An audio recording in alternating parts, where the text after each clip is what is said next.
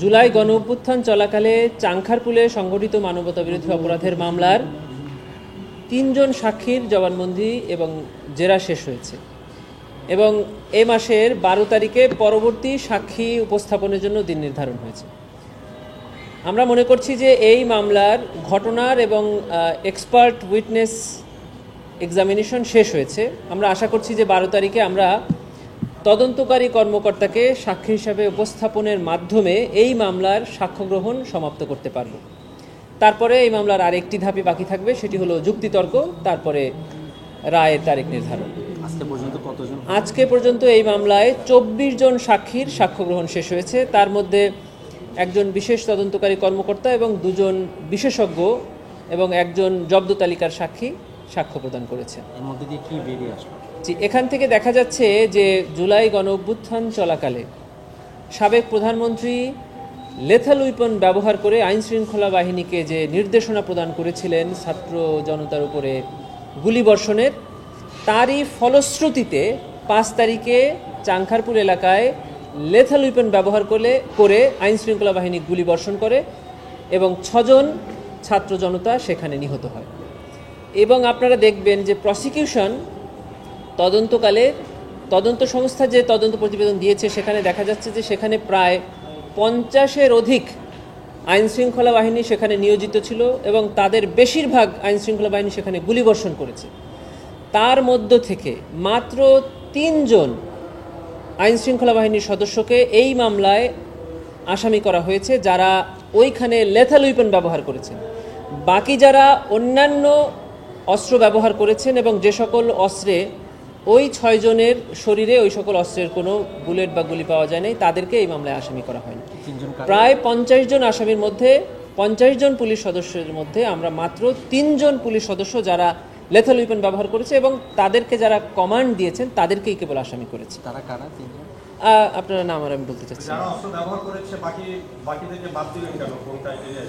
তারা যে সকল অস্ত্র ব্যবহার করেছে সেই সকল অস্ত্র ওইখানে যারা নিহত হয়েছে তাদের শরীরে পাওয়া যায়নি এবং তাদের অস্ত্রের গুলিতে তারা কেউ নিহত হয়নি, এজন্য আমরা তাদেরকে বাদ দিয়েছি। তবে যেহেতু এই মামলার তদন্ত চলমান আছে, ভবিষ্যতে যদি আরও কারো বিরুদ্ধে কনক্রিট প্রমাণ আসে আমাদের আনতে আইনগত কোনো বাধা নেই।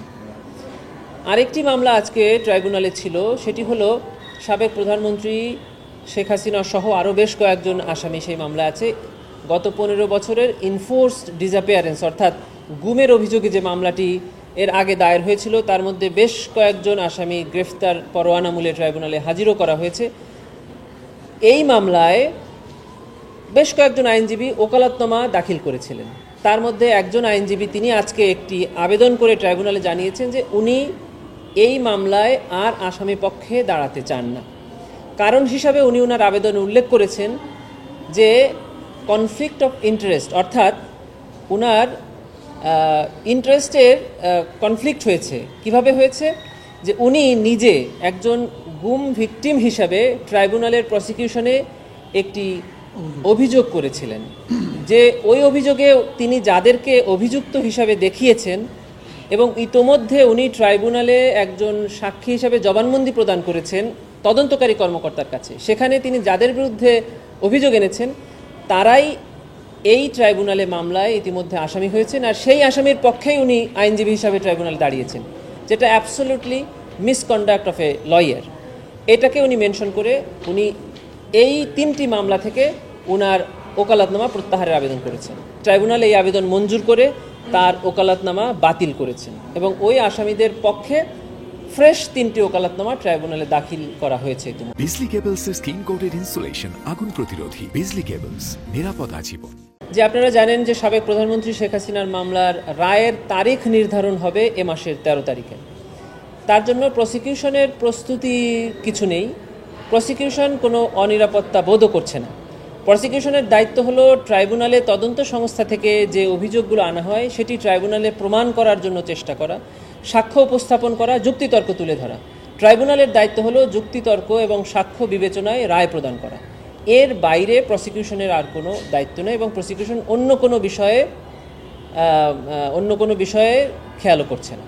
13 তারিখে হচ্ছে কবে রায় হবে সেই তারিখ নির্ধারণ হবে, কিন্তু 2 জন উপদেষ্টা একজন বক্তব্যে বলেছেন, একজন স্ট্যাটাসে অলরেডি বলে ফেলছেন যে 13 তারিখে রায় হবে। এটা নিয়ে একটা কনফিউশন হচ্ছে, আপনাদের দিক থেকে একটু ক্লিয়ার করে দেন। জি, আসলে আমাদের সাধারণত যে মামলাগুলো ট্রায়াল কোর্টে হয়, হাইকোর্ট ডিভিশনে হয়, সেখানে রায়ের তারিখ নির্ধারিত থাকে যে আগামী অমুক তারিখে রায়। ট্রাইব্যুনালে এর আগে আমরা দেখেছি যে সিএভি করা হয়, মানে রায়ের জন্য অপেক্ষমান করা হয়।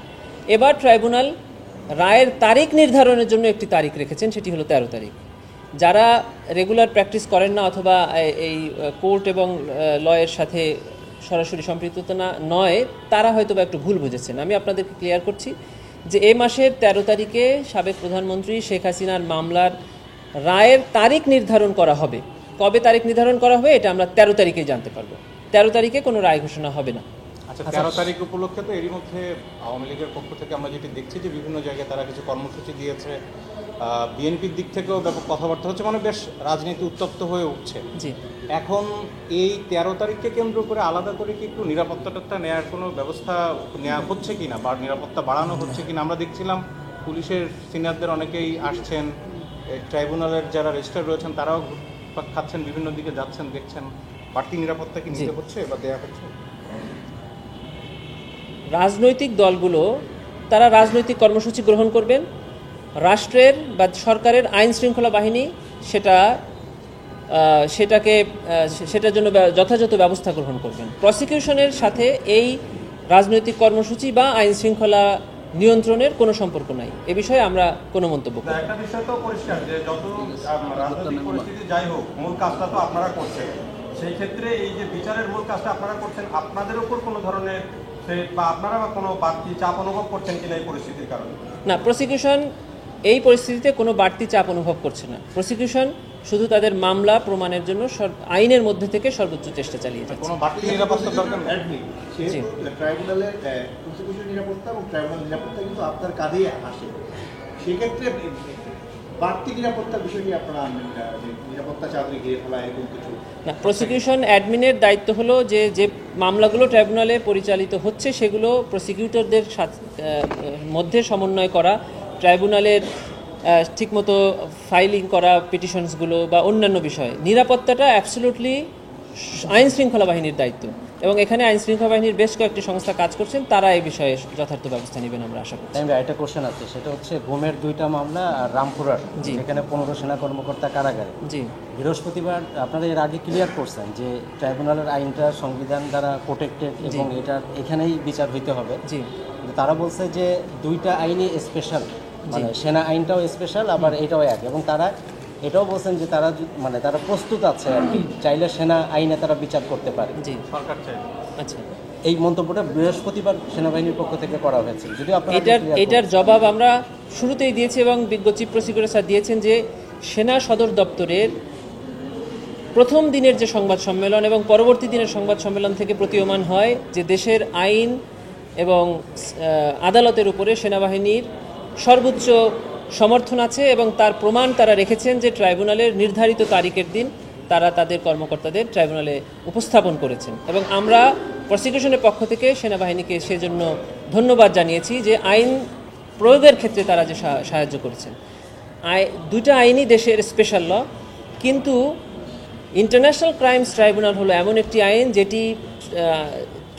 যেটি কনস্টিটিউশনের প্রথম সংশোধনী দিয়ে এটিকে প্রোটেক্টেড করা হয়েছে, এবং বলা হয়েছে যে এই আইন বাংলাদেশের প্রযোজ্য সকল আইনের উপরে প্রাধান্য পাবে। এটা এই আইনের সেকশন 26-এ বলা আছে, এবং সংবিধানের আর্টিকেল 47A এবং আর্টিকেল 47(3)তে বলা আছে যে সংবিধানের সাথেও যদি এই আইন সাংঘর্ষপূর্ণ হয় কোনো ক্ষেত্রে, তাহলে সংবিধান সেখানে সাইলেন্স হয়ে যাবে, এই আইনটি প্রাধান্য পাবে। অতএব বাংলাদেশের সকল আইনের উপরে ইন্টারন্যাশনাল ক্রাইমস ট্রাইব্যুনাল আইন প্রাধান্য পাবে। সেটা আজকে প্রাধান্য পাবে না, সেটি 1973 থেকে এখন পর্যন্ত বাংলাদেশের সকল আইনের উপরে এই আইন প্রাধান্য পাবে বলে 73তেই বলে দেওয়া আছে।